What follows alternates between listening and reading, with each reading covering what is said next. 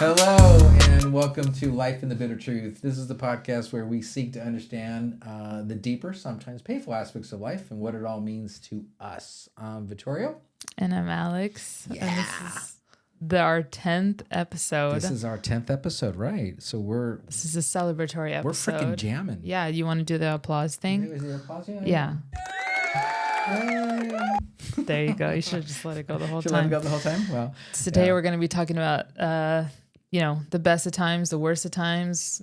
To celebrate 10 episodes, we're going to be talking about the formative years. That's right. And our rebellious stories as kids, because I don't know if it's a surprise to anyone or not, but you were a rebellious child and so was I. Yeah. It's kind of, you birthed me. I don't think my mom was very rebellious, so I think I got it from you.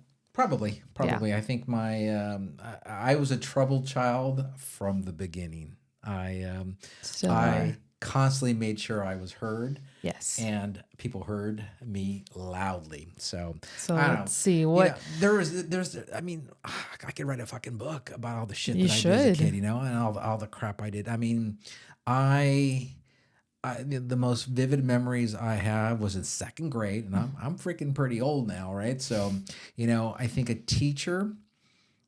So I was probably a very active kid. That's probably a good way of saying it. I was rambunctious, as another people would say. Probably my mother would say I was a fucking pain in the ass. And imagine you're like this little thing with freckles all over your face. You've got fire red hair, and you're just like right, a little spaz attack. I was a fucking nightmare. Let's put it that way. So I mean, at home, I enjoyed picking on my sister. I enjoyed picking and bugging my brother. Mm-hmm. You were the middle child. I was the middle child. And so was I. So yeah, so we're deeply connected that way. So yeah, so god damn, there's just so many horror stories of the shit that I did. I mean, I would throw firecrackers at people. I would, I remember I was telling a story. So when I was in school, second grade, I remember two specific episodes where the teacher I had done something to some teacher, and she dragged me to the principal's office, kicking and screaming, and she actually hit me in the hand, I think it was. So my mother taught me as a child, if somebody hits you, you hit them back, and they'll never do it again. So of course, she hit me, I hit her right back. How'd you hit her? I swapped her on the face. Oh my God. And that's then horrible. some other teacher, whatever it was, she made some comment to me. I remember I don't remember exactly what it was, but I remember throwing a chair at her. Or at her desk. So those are some of those kinds of behaviors, and I wasn't on the spectrum. There's no issue with that. You're just a little shit. I was a little shit is probably the best way to say it. And the best part of it, I think, is that grandma just stood by you the whole time. Your grandma, the funny thing is, right? So I had gone to a parochial school, and which is basically a private Catholic school, and taught by nuns, right? Which we've already had the episode. We love them. We've had those discussions, but I would get in all kinds of trouble. Everything from stealing the wine to getting buckets of the holy water and throwing them at my friends to hanging out with the girls in the girls' bathroom because I used to like to chase the girls. So I was so young, but everything from that kind of getting into fights. I was in fights all the time. Somebody said something to me, you are going to get into it, and I was a spider monkey, And I don't care how big you were. I don't care how heavy you were. I would just jump on you and I would take you down. Yeah. I remember one time, I think it was in 7th grade, I got some kid pushed me, and he was probably a foot taller than I was. Right? Took him down, and I was banging his head on the concrete. Oh my God. And they had to pull me off of him, and they pulled me off, and I got back loose again and jumped on him again. I got in trouble for that too. And it's funny because all these little things that you did growing up, all these fights you got into, you'd tell us like, hey, always make sure the other person swings first. Hell yeah. And then once they do, break every bone in their body. That's what you taught me. But it was that behavior I had of aggressiveness or whatever it was. So I grew up in the San Fernando Valley, Shout and out. we had a lot of television people that lived in our neighborhood. Mm-hmm. And so I remember, I think the talent agency for, and I'm going to go way back now, Danny Bonaducci, who was in the Partridge Family. So the boomers that listen So remember, to us will know. this is the 70s now. So, you know, whatever it was, I was riding my bicycle and she was driving behind me, and I was just cruising on the road, right? And I wasn't going to get away. Mm-hmm. So she's honking, and I turn around and I just flip her off with the bird, right? And she's like shocked. This woman is just shocked that this little kid is flipping, and I had bright yellow hair, right? Red, and yeah. she's just like shocked that I did that. And she follows me home. And I said, "Oh shit, bring it, girl. Bring it," you know? She follows me home and starts talking to my mother, and only to find out she loved my character, that I could be the next big star. God. And so That you is know, not good, feeding your ego or came, feeding this behavior. We talked, and I was sent out on all kinds of whatever they called them back then, casting calls and stuff. I did a was it a Ford commercial where I was in a wheelbarrow. I did a Tony the Tiger commercial as a kid. Yeah, just that kind of stuff. And my mother hated it. Right. Of course. Because she had to drive me all over the place to do this. And it's like, my mother eventually got tired of doing that crap. But yeah, I mean, nothing materialized. I didn't win an Oscar or anything like that. So let's be clear. But yeah, it was that behavior that I had, which normally got me into trouble. Apparently it was something striking for somebody thinking that I could be the next big kid television star, or whatever. Quirky character. Yeah, and that behavior probably lingered for years. That level of shit that I did. So, and was it just? And this is the question I asked myself, and that maybe you've also asked me at certain times. It's like, is it the rebel without a cause type thing? Or you would always tell me, what is it? What do you want? Or are you just trying to get attention? What is it? And I'm like, I don't know. It's just, I'm just bored or whatever. Like, just bored. Probably the best way to answer it. And this is so I had gotten to the point where my parents were so tired of me that they thought there was something mentally wrong with me. Right. So I had gone to therapy, right?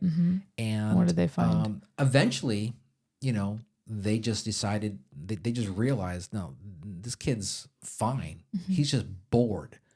So, of course, that's when I entered all the sports, and I was trying to keep myself busy in sports. But, of course, that didn't change my character, because I was the kind of kid that would slide into your shins or your Achilles tendons over stealing the base, Yeah. Or if you pissed me off, I was going to beat you with the ball. Or if I didn't like you, I would deliberately try to hit the ball hard in your direction, So those are the kinds of things that I would do. And I played soccer and baseball predominantly to keep myself busy, and the energy flow, the energy being dissipated, as well as just that I wasn't so freaking bored. That's probably it. I was into skateboarding. I certainly did skateboarding and all that stuff just to get more energy out. Get my energy. And it's interesting because when we were growing up, my brother and I, my dad would tell me, believe me, I've done everything you're doing. I've done tenfold. I've been 10 times worse than you could ever imagine. So don't even think you'll get away with anything, right? So there was one point in time where my brother has always been into cars, because of you as well. And, he came to me one day after school, and my dad was, busy at work. I don't know if where you were working at the time, in Irvine or somewhere. Yeah. And, we were just sitting around the house. We were hungry. We were just like, oh, what do we do with our time? My brother's like, dude, I've been taking out the car. He admits to me that he's been joyriding in your car. Yeah. I'm like, what? What are you talking about? And growing up, we were just so scared. We did not want to do. We were freaking scared of you. You guys did not. Oh, scared of me. Scared of you. Yeah. Okay. And so and I'm like, dude, no. And he's like, just come with me. Just come with me. And then I said no, I think once. And then a couple of days later, he asked me again, right? Do you just come? Because I saw him drive away, and I'm like, ooh, he's going to get busted. Dad's going to find out based on the gas or the miles or something. And then at one point in time, there was one day where I said, okay, I'll go with you. Yeah. And I think it might have been once or twice that I decided, okay, fine, I'll go with you. And we're laughing, and he's driving my dad's car, and he's like 16, 15 years old. No, he was 15. 14 or 15. 14, yeah, probably closer to 14 because he didn't have his permit at the time. I don't think he was old enough to get a permit. Yeah. And I'm just thinking, dang, this is crazy. I'm sitting in the front seat. Like, this is so cool. My brother and I are bonding, and we're driving down our block. And then all of a sudden we're, coming close to this park, and there's some bumps in the road, and then we realize, oh shit, like we need to hit our brake, and so we start like, just not understanding the pace of the road yet. And then next thing you know, we see a patrol car coming by, and we're like, and Johnny's like, don't move, don't even look at him, just look down. And I'm starting to think, oh my God, if we get in trouble for driving, and and I'm freaking 13 years old, and Johnny's barely even any older than that. And then there came the day where you figured it out, right? And no, I didn't figure anything out. You guys were stupid enough to record it yourselves. So we started recording ourselves, just laughing. I was recording myself in the mirror, being a girl or whatever, and we were just laughing. And I think it was Johnny that was laying in his bed laughing at the video, and you walked by his room, and you're like, what are you laughing at?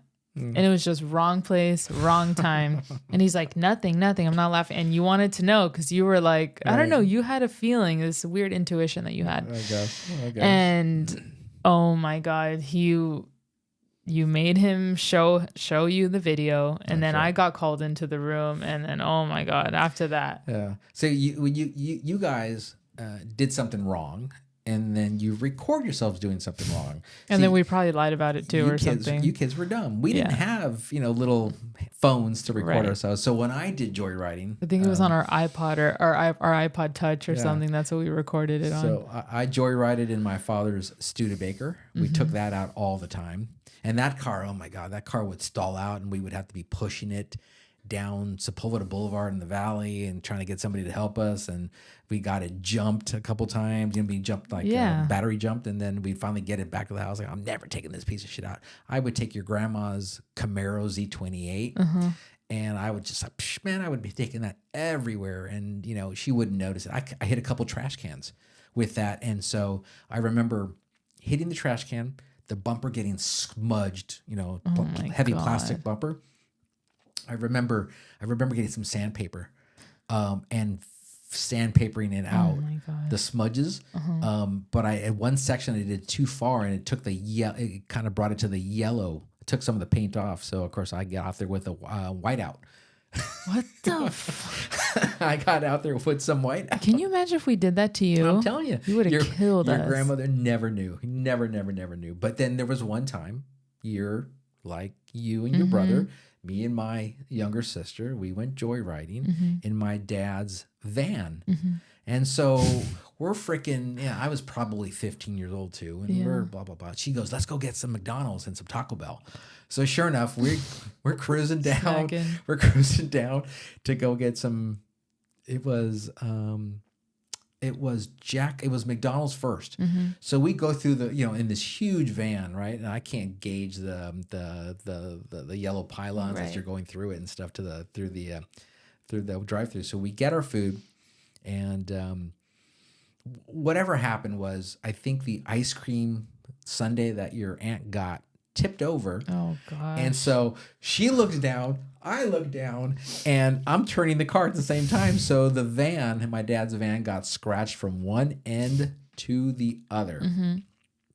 And of course, that was like, So, you guys took it home like that? I don't know whether it was the same day, but then we decided to go right after that right to Taco Bell to get my food. I said, we already screwed up, so we're already going to get in trouble. Right. And so that was the mentality, right? So we go to Taco Bell, and something else happened because we went through the drive-through again. Oh my God. And something else happened where I got too close and I clipped a Cadillac and pulled the bumper off the Cadillac. And I was yelling at your aunt, get in the car, let's go. Or if she was doing something. Not a hit and run. And yeah, we were going to get the hell out of there, right? So this guy comes running down. You guys hit my car, blah, blah, blah. The police come, everything. And, he's taking down our information. He's asking for my driver's license. You're like, And back in the day, today you can't do that kind of stuff. Back in the day, he just says, after he took down all the information, he goes, you go straight home. Don't you dare go anywhere else. He let us go. Yeah. And we left. The cop? The cop. And so we got back in it. We drove. We parked it right next to a walnut tree in the driveway because it's a huge walnut tree. And we parked it there. My parents had gone out, your grandparents, and they took my mother's car.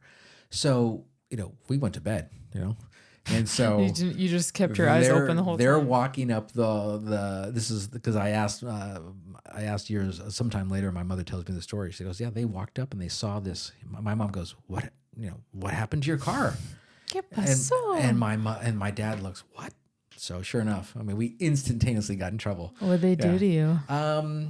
Didn't feed you for 3 days? They had to pay the repair of the guy in the Cadillac. They had to pay and get him a rental car.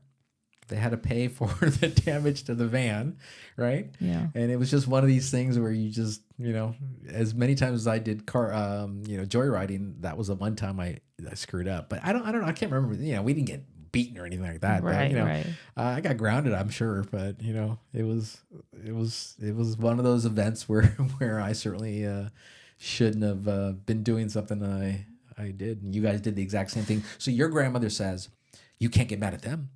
You can't get mad at them because you did the exact same thing. And of course, you're right. So, and I don't even remember what our punishment was, but I grounded both of you as well. But I go in the back of my head, I'm thinking, because I was telling your grandmother that I grounded you guys for doing this. And you guys weren't around when this happened. She goes, well, you can't because you did the exact same thing. Yeah. You didn't get in trouble. I go, okay, whatever. So, but yeah, so you raise your kids differently. Yeah. So yeah. And then I started stealing shit, and then that was a whole other thing. You started stealing when you were really little. Very little. How old was I? Kleptomaniac. I don't know. You were probably 7 years old. Maybe younger. Where were we when you? We went, and I'll explain my recollection of the story. But we were at some little shop. I think you took us to like some outdoorsy type of area. Oh, gosh, I don't exactly. Oh no, we were on vacation up north, up in Santa Cruz. Okay. And you went with your brother, I think, to the gift shop. Yeah. Yeah. In some park or something. And, I saw these little trinkets, these little monos that were so small and they were silver and they were so cute. And I just loved how little they were. And I've always loved like little tiny things, And I remember grabbing it and being like, oh, this is small. Let me see if it fits in my pocket. Yeah. And then I realized, oh my gosh, it's making too much noise in my pocket as I'm walking around this gift shop. So what did I do? I put it in my shoe instead. Mm-hmm. And so I kept it in my shoe, and then I'm like walking and I'm like, and that's the thing. I knew it was a bad thing to do, stealing. And I knew that like my dad might be upset about it, but it didn't feel that bad at the time. I mean, I'm a little kid, 6, 7 years old, probably closer to 6. And I'm walking around and I can feel it in my shoe, and I'm walking like with a weird like step or whatever. And I just, my dad's like, okay, ready to go. And I'm standing there and I'm just looking at him, and he's like, what's wrong with you? Mm-hmm. And I'm like, nothing. And then you just, you're not, I'm like. Was it your stepmom that ratted you out? I don't remember. Oh, okay. I don't remember, Yeah. But you guys made me take off my shoe and found my treasures in there. Yeah. And You got whipped. oh yeah. You got whipped. This is the one time where I think I was at a stage in my life where, you don't need to steal. We don't steal. We have plenty. You live, you've got everything you need. Why do you need to steal things? And Because I just wanted it. And I wanted to liked teach you a lesson. And so you got whipped that time. I think it was the first and last time you ever got spanked by me. No, that was one of the times I stole, and then the other time that I stole something After when I this? was after. Oh, good Lord. Okay. Was you didn't learn your lesson. I also got the shit kicked out of me that day too. But this time I think I stole something at my mother's house because my parents, growing up divorced, we had 2 different schedules. And so I think my mom took me to JCPenney. I don't know if you remember this, but she took me to JCPenney. I don't know if it was I think it was, I was with my mom because, you know, most of the time my mom was a little bit more lax. If I told my mom, hey mom, can you buy this for me? She wouldn't say no immediately. She'd be like, let me think about it. Right. And so I feel like and then I think at this point she had said, no, not right now. Yeah. And I thought, oh my God, you always tell me yes. So if you're telling me yes, and I really want this, it ended up being this little, really tiny little mud brand, the brand Mud. Okay. A little tiny mud watch. Yeah. And it was plastic little thing that was probably worth no more than $20. Yeah. But I remember seeing it kind of in this little, you know, set or whatever. I don't know if it was what it was paired with, but it was just wrapped around with some little ties. And I just remember grabbing it and just going, whoop. And then there it was. And it was in my hand and then it was mine. And I remember wearing it. And I don't know if you asked me or my stepmother asked me or my mom asked me, where'd you get that from? And me being like, not knowing how to lie. Like, what the hell am I? Me thinking, oh yeah, whatever I tell you is going to be enough to persuade you that everything is cool. But yeah, that one, you were like, dude, you didn't learn your lesson the last time. Why are you stealing shit? Yeah, exactly. So, I mean, I think, I can't remember. I think your aunt was more prone to taking things than I ever was. I think I may have stolen a couple candy bars when I was a kid, but beyond that, I didn't. I may have taken. I think it was probably candy bars is what I remember. That was the extent of my. That feels easy to hide. Of my klepto days or my grand theft days or Winona days. Winona days, exactly. I can't speak of your brother. Did he take anything? Johnny wasn't really into stealing. I think. Okay. I think he was more into just being like the class clown in school. Okay. But me, I had a stealing problem for sure. Ever since I was very young. Yeah. Thankfully don't have that issue anymore, but that we know of.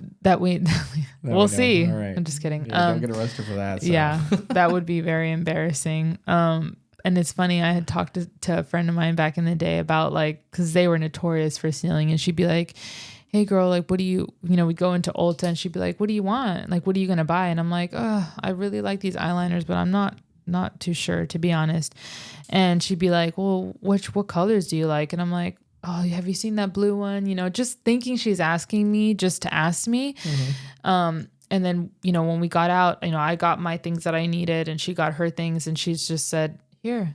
And all the things that I wanted that I knew I couldn't afford, the higher end makeup, she stole from me and she said, here you go. She stole from you or for you? Me, for me. Along with other things. And she was so good at it. And I'm like, oh my gosh. And at that time I was in freshman year of college, so I didn't have money to buy nice makeup. My God. And she was just like, here you go.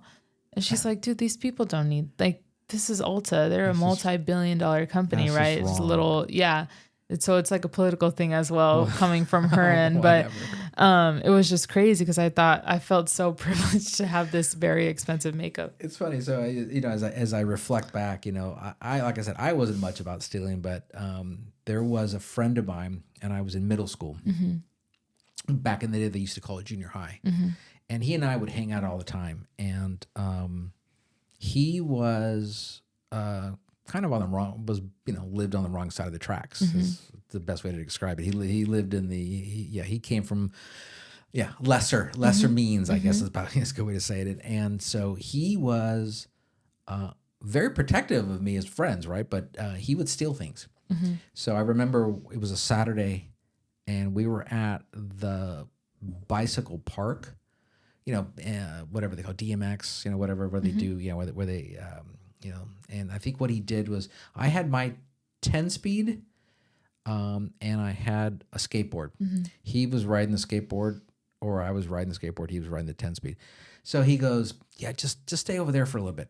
And so I was holding the 10-speed and my skateboard, just waiting. And all of a sudden, he comes barreling down the road, and he's yelling at me, "Go, go, go!" I go, and I'm thinking, what the hell's he doing? And whose bike is that? He stole some kid's bike. Yeah. And so, it's like this flash where he's yelling and go, go, go. And then he cuts across, and I see a car chasing him. So I'm thinking, and the car's honking. I'm thinking, oh shit, I freaked out. So of course I immediately got on the bike and I went the other direction, right? Oh, you did? And I remember this panic that went over me where I had to go maybe 3 miles or 4 miles. And I seemed like it was 100 miles. And I went through back roads and I went through other streets. I made this huge circle back and forth so I wouldn't get caught. I finally make it back an hour later, 3 miles or 4 miles. It doesn't take you an hour, but the way I went, the route that I went took forever just so I wouldn't get caught. And so I remember my parents had a gate and a carport on one side of the house, and the garage was on this house. I felt like an out of body experience where I felt like I threw the 10-speed over the fence. It was a 8 foot high fence. So I opened it and put it in there, and then but it was more dramatic than that. Exactly. Threw the skateboard in there, and I sat in the corner behind the gate, behind the wall of protection, and just waited there for like another hour or 2 hours. Or whatever. And Grandma's like, "What are you doing down there?" Fear that I was going to get in trouble. Oh my God! I didn't have a whole lot of fear, but I guess as you mature, you start developing this fear of getting in trouble. I didn't steal anybody's bike, so I don't want to get in trouble for it.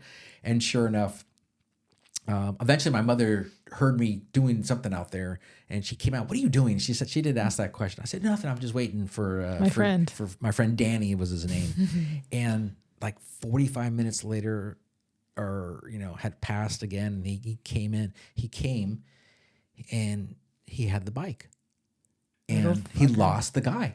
That's crazy. So.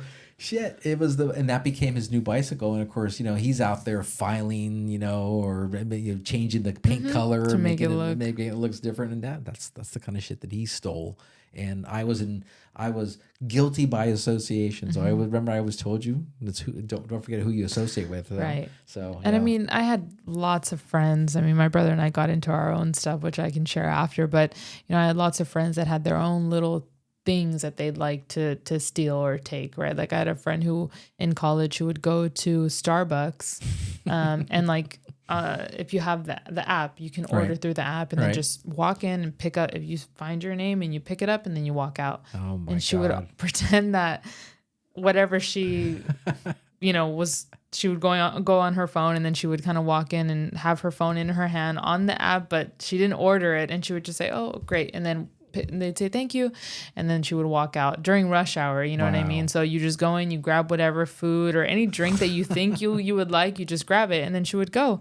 And she said, "Dude, most of the time the drinks were a bomb. They were hot. And I didn't have to pay for them. I would just pretend like they were mine." And I'm like, oh my God, that is some crazy, struggling college kid stuff right there. You did this when you were in college? This was not me. This was my friend. Okay. Give me a second here. Right. Yeah. Okay. This was not me. No, I can pay for a coffee at least. All right. But in terms of my brother and I and the stuff that we got into, I mean, my brother had his own, other than the car stuff, racing and driving the car crazy. And that's like that's a whole other episode in and of itself. But you weren't there when he decided to be the drifter. The drifter, right? Too Fast and Furious. No, I was not there. Okay, so I was in school. I'll share it on his behalf. But as we're talking about this, the sibling situation, I got a phone call from your stepmom saying that Gianni got into an accident. Mm-hmm.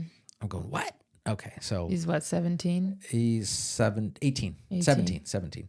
And he had just gotten this brand new Subaru WRX, right? So he had been a big fan of these, Tokyo Drift. What was it called? My brother's always been into drifting Japanese cars. But it was those racing car shows, the movies. Yeah, Too Fast, Too Furious. Too Fast, Too Furious. Fast and the Furious. Fast and the Furious, all those things. So he gets this car, right?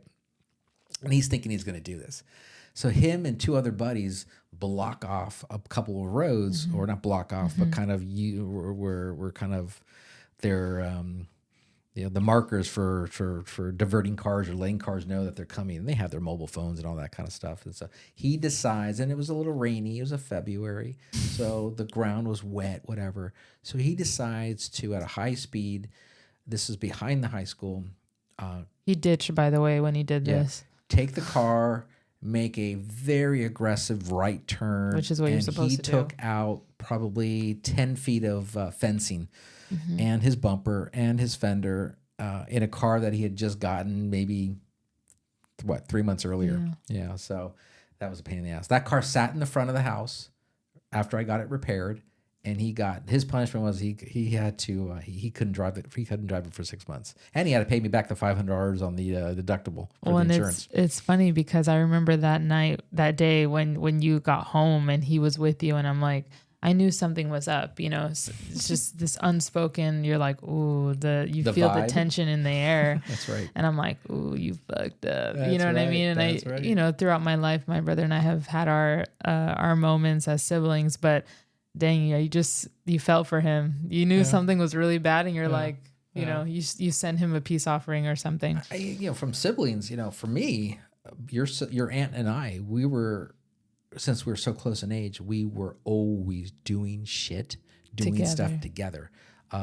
Nobody could talk to your aunt in a way that was rude because I'd just jump on him and beat the shit out of him. Right. Johnny was like that. So too. I was the defender. And but that doesn't mean that she didn't get into her own shit either. You didn't pick on her. You didn't push her around because the claws would come out. And we were told, not just myself, but all of us, if somebody hits you, you take them out. You break a leg, you break an arm, you gouge an eyeball out. You cannot do whatever that now. It is. Can't do that now, of course. But some girl, she got into a fight with some girl. This girl's parents come over and they are livid and yelling at my mother, and the father's yelling at my mother, and my mother's 5 foot tall and this guy's a 6 foot whatever, and this girl had scratches on her face. And, my mother's position was, don't fucking yell at Mike. Don't yell at me. This is my house, whatever. It's what did your kid do, So, yeah, your aunt got into, your aunt got into all kinds of squabbles as well, so. And it was crazy, too, because my brother, even though we're only 15 months apart, I felt like he was so much more versed and so much more, like, mature, exactly. And he knew about the internet a little bit more, and he was one that taught me about Wikipedia. He was one that taught me about all these things that were kind of happening, and he discovered YouTube and was showing me YouTube. So I was like learning through him. So, anything he told me, I just did it. Right. So he's like, hey, like, do you want to get out of here? And I'm like, what do you mean? He's like, do you want to go out the window? I'm like, what? You wanted me to get out the window? So we had a 2-story condo. That wasn't here. That was your mother's. Okay. We were living in a 2-story condo with my mom, and, I don't know where my mom was, or, he's just like, let's just go. And I'm like, okay. So there was a little neighborhood park near our home. And I just literally watched him rip off the screen door, throw it on the floor, get out.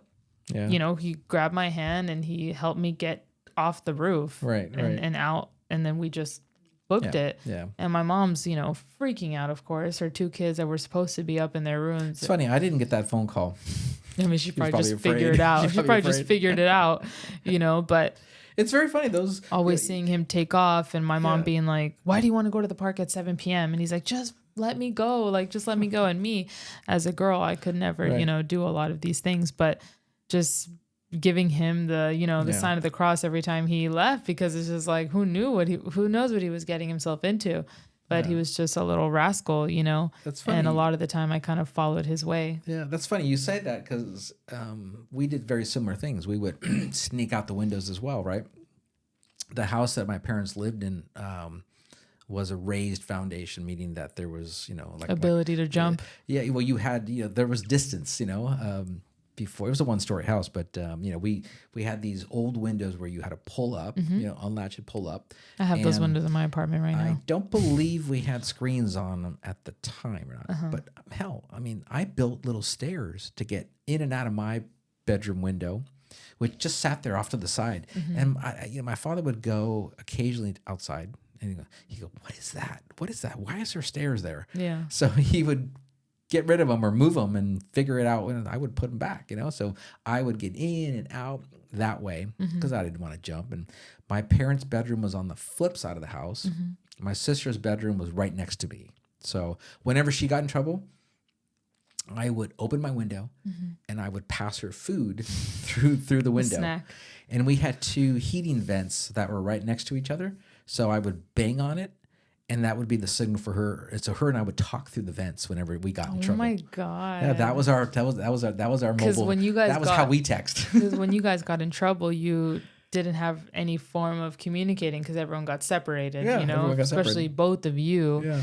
And I remember, when my brother and I got in trouble too, when we were at my mom's house, we would communicate through our DSs, That's right. In the last episode, we talked about gaming, but I had my pink DS Lite, and we were able to picto chat and talk and write to each other through the Wi-Fi, or I don't know, through the Bluetooth at the time. And I mean, I don't know if it was called this, but then we would hear my mom walking up the 2 flights of stairs, and we would have to turn it off, put it away, and then just pretend like we were asleep because we slept in different rooms. Right. And my mom did not want us conversating when we were in trouble or whatever. So we would have to use our little picto chat on our Game Boys to talk to each other. Oh yeah. I mean, it's funny, siblings, so it's very true. I mean, to communicate with her, we literally banged on it. And I would say, so did you get in trouble? Yeah. What happened? Yeah. I didn't get any food. She didn't let me eat, or he didn't let me eat. Yeah. Talk about my parents. So he goes, don't worry, I got you covered. And I'd go to the pantry and I go, put it in my shirt or whatever. Wonder Bread or something. Go make sure they weren't looking or whatever. And then I would go back and I'd open the window and I would, because it was probably. What was it? What would you make her? Chips, Twinkies, ho-hos, whatever the hell I could find, she would get. Yeah. I remember definitely Twinkies and chips. I remember that. So and that's how we would communicate. We would just sit there and we could whisper, because it's literally the vent would open, and as I would push her side in, mine would open, and vice versa. So we just did it right in the middle. Yeah, it was pretty open, and I could kind of see the shadows and stuff, so we could talk quietly. My God, it seems like a little. So we did all that kind of shit, and we also, I got her to do shit. I got her to jump off the roof, and that's what I'm saying. Johnny just just said, "Hey, trust me, I'll catch you." Yeah. And we just got into all kinds of shit as kids, her and I. So sounds like it's exactly what you two did. And other funny, quirky things kind of happened here at your house. When my stepmom was still here, and it was interesting because there were very strict rules back in the day. My sister is very living free, with a little bit more lax, and my dad's tired. He can't be laying down the law too hard at this time, but we weren't allowed to eat in the rooms back in the day. Oh, that's true. The carpet was pristine, everything was beautiful in our house. And my brother has always been a cookie monster, has always loved cookies, and he's like, you're at work, my stepmom's at work, we're just chilling here, grandma dropped us off or something like that. Right. And I remember vividly, he's carrying this like big bucket of plastic cookies from Trader Joe's, and he's walking to his room, and he's we're messing around and talking, and he bumps his shoulder into the wall, and out flies all of the cookies. And you know how many cookies are in that. All of these mini cookies fly out of this plastic container, and he and I just look at each other, and we're just like, oh shit. And then what do we hear? The freaking garage door opening. You're home. So we're just like, oh my God. So I run. And at this time, I don't think I was messing with my brother too much. I don't think I liked him at the time. So he's just like, Alex, help me. And so I run down the hallway. My socks are slipping against the hardwood floor, and I'm running, and we just grab all of them and we stick them right back in the plastic container. We're grabbing all of the cookies, putting them back. God. And we're trying to get the crumbs, because you guys clean the floors every day. So that's like right. Any crumb, you would know it was there. And we just did everything we could to save face. And then you came and we heard your shoes walking down the hallway, and we're like, oh, hi, Dad. Like nothing had happened. Put the cookies away and everything. And it was funny because years later, when my sister, who's 10 years younger than me, was getting older, again, trying to fly under the radar, trying to eat, in her room or whatever, she had a little package of blueberries that she, again, spilled all over the floor. And I'm like, oh my God, kid. So what did we do again? I got on my knees and helped her grab all the blueberries, stick them back in the container like nothing was wrong. And it's just so funny because those things like, I mean, this seems like very wholesome stories. The only thing that, I mean, as you know, they're funny because obviously I can only imagine what the hell you clowns were doing. But your brother, as an example, as he got older, you know, he would dip into the vodka. Oh my God. And you know, I remember I never did this, by the way. I remember one time, I don't know, I was making some drink and I make it, I think it's a vodka tonic or something like that. And I make it and I'm thinking, damn, this doesn't taste like anything. What the hell? And of course, sure enough, your brother filled up the vodka with water. Thinking that was really smart. Yeah, thinking it was very smart. So eventually I figured out. And I knew exactly who did it. I knew exactly what he was doing. So, of course, you know, that shit I had to deal with. What did you say? Yeah, I told him, you can't be drinking. You're underage. You know, it's hard for me to kind of get too far upset because I did that and worse. We used to steal my dad's wine bottles. Yeah. We used to steal his amaretto. We used to steal, you know, we used to go through the liquor cabinet day in, day out. Yeah. You know, we did very similar things. So it's like, you know, so, but I did pretend it was a ruse to make it seem like I was, you know, vigilant parent, making sure his safety was paramount. So I'm like, dude, I don't want to drink that. That shit tastes nasty. I don't want that. But that's the kind of shit that, you know, these simple, wholesome kinds of things turn into, you know, that you guys did, which we were 1,000 times worse. I mean, you know, getting into car accidents and that kind of stuff. You think it was more wholesome, you know, back then, you know, it wasn't, it's not like the shit that happens today with these kids, you know, but, well, for sure. And then, you know, when my brother and I went to high school, we separated and went to different high schools. He went to high school in Orange County and I went to high school in LA.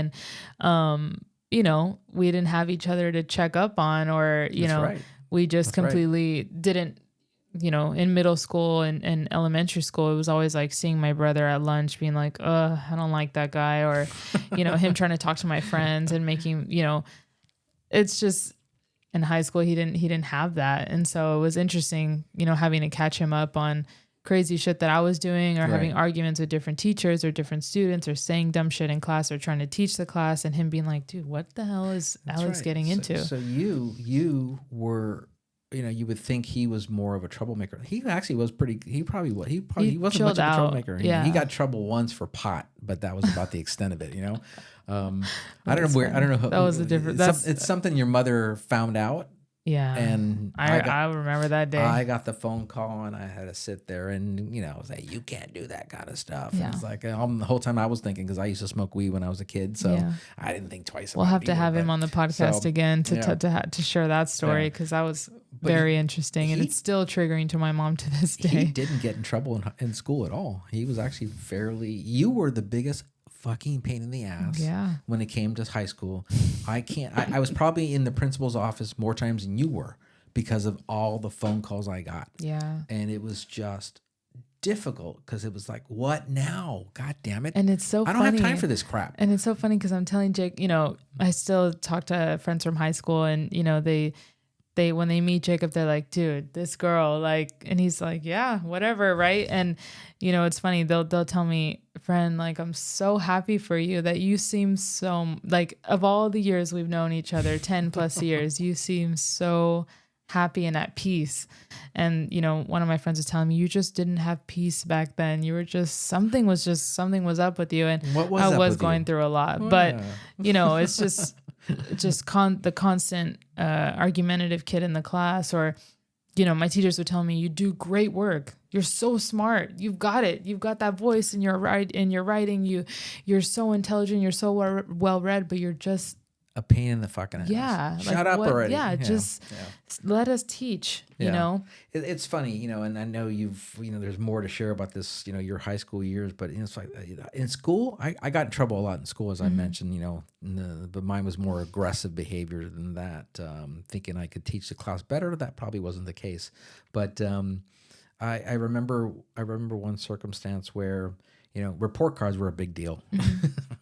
I would get the report card sent home, and I had gotten so good at forging my father's name, but that wasn't until after I got in trouble.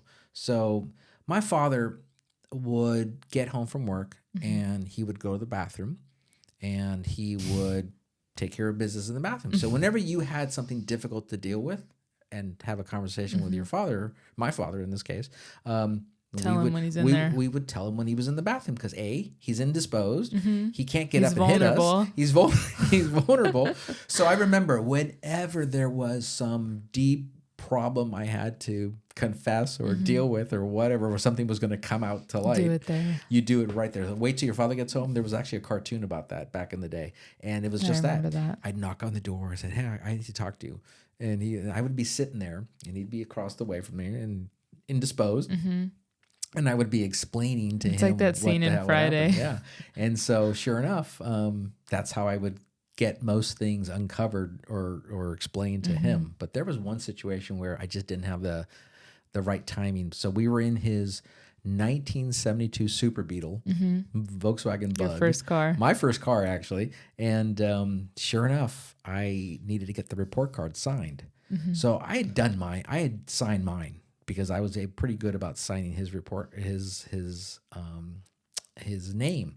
But for some reason, I got delayed or something happened where I kind of folded up your aunt's report card in a way where I said, "Hey, Dad, I need you to practice your signature because we're doing some homework thing."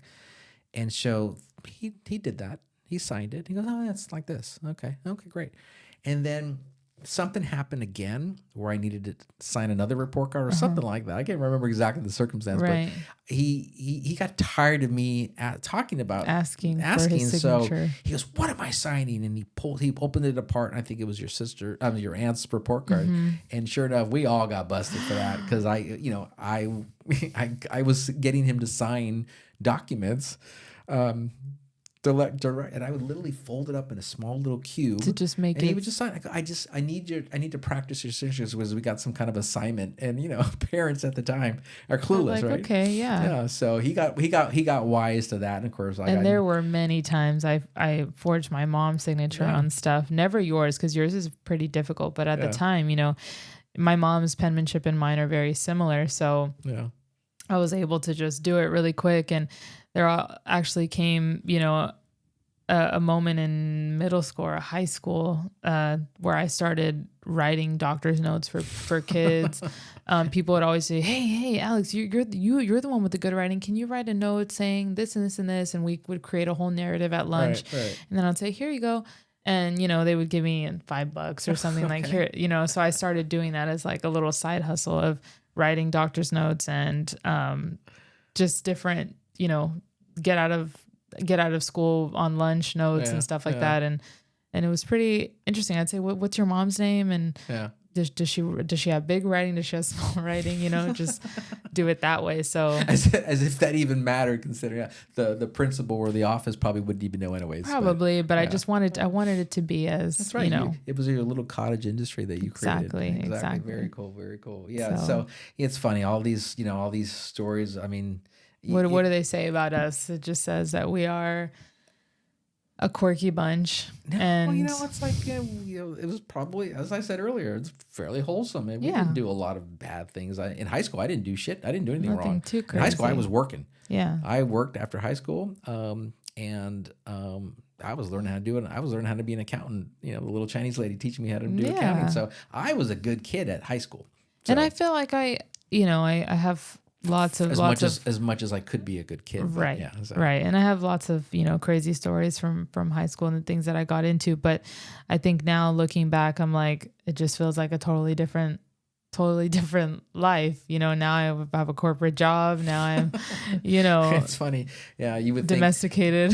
You would think all these criticisms that these teachers laid upon me. It's like, oh, you're never going to amount to anything. Oh yeah. I would get that too. Yeah. So, I would get that too. Yeah. We got the last laugh. That's for sure. That's for sure. So yeah, absolutely. And jumping into our segment of the week, I have such great stories that Jacob has shared with me from his childhood, but I had a question for you of what's your favorite childhood story that's kind of similar to this that your partner has shared with you? Because I can share with you mine. I can't remember if they were swimming or if they were on vacation or what, but Jacob shared with me that, his dad would make him wring out his swim trunks, to get all the water out and lay him out outside. And he just didn't he was 6 years old, didn't feel like doing that. It was just too much work. And I don't want to listen to you, Dad. Right. And so what he ended up doing was he had a heating fan in his room to keep the room warm. Okay. And so he just thought, okay, let me just lay it on top of the heating fan. I believe I'm telling the story correctly. And turns out it ended up, melting the shorts, or he put it over some vent and it kind of melted the carpet or melted into the... God. And it was this whole thing, and his parents were, what the hell is going on? Like, what are you doing? And I just remember telling him, like, how I love that you knew that this fan kept the room warm. So you thought, okay, instead of laying it outside, I can do it faster, right? I can just put it on top of this thing. And I'm like, that is so smart, right? Right. I feel like if that was my child, I'd commend them for being, for thinking outside the box. And this is something that he often does. Right. Is there any kind of quirky, funny story like that from your partner that... I'm not sure if I could call it quirky or where it comes across as if, innovative, There you go. That's a good word. Yeah, Jacob was being innovative. I don't know that. I can't speak of one specific. Some of the stories that I had heard was, her father cooking and everything from killing the chicken, skin, plucking the feathers, all the way through to getting in the oven is kind of the storylines that I got. So the father was the cook in the family, and so he would do things very old school. But I think the only thing that resonates with me is all the this woman does not like eggs because of her childhood. Oh, that's funny. Because she was a very thin child. Mm-hmm. And so, back in the day, that's what parents did. They would feed you, sugar and eggs, or to make you gain weight. Yeah, gain weight or eat, have more nutrition and stuff. So of course that's what her father did to her. It made her eat raw eggs and eggs, or however it was presented to her. Yeah. So to this day, any attempt to eat an egg sometimes falls it's like it hits her, punches her right in the face. Yeah. Like, I can't Taste do that. Aversion. I can't do that because it brings her back to that memory where she got forced to eat eggs. Right.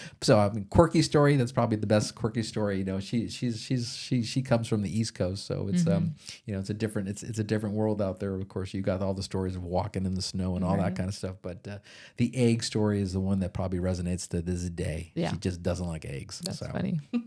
Yeah, exactly. So, this is very exciting for us. I know we've been pushing this very hard. This is our 10th episode. And, stay tuned for some format changes that we're working through. And we really appreciate all you guys, for tuning in. Life in the Bitter Truth. 10 episodes, man. That's right. So we're cooking. Been fun. We're moving it, and we're moving. So thank you once, all of you. And we are on, obviously, YouTube. All platforms. Like and subscribe, and comment, and all those things. And yes, then, of course, we love reading the comments. Yeah, that's right. We've had some good comments. So, and then, of course, all the other platforms, regular podcast platforms, we're on all those as well. So again, we thank you for continuing, and we appreciate it. We need you guys to subscribe, so we hope you do. So yeah, anything else? Good. No. All right. That's all. All right, guys. Thank you so much. Bye. Bye. 10 episodes. Yeah.